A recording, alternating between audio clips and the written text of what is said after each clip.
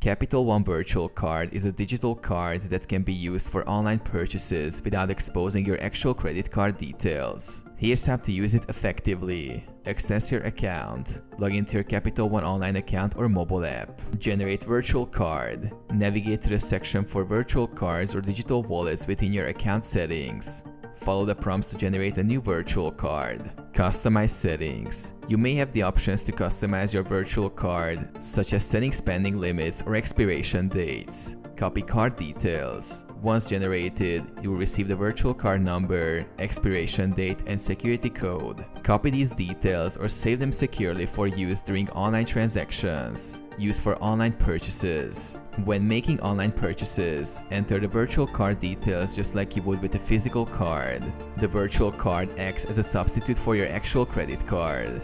Security and protection. Since the virtual card is separate from your physical card, it adds an extra layer of security.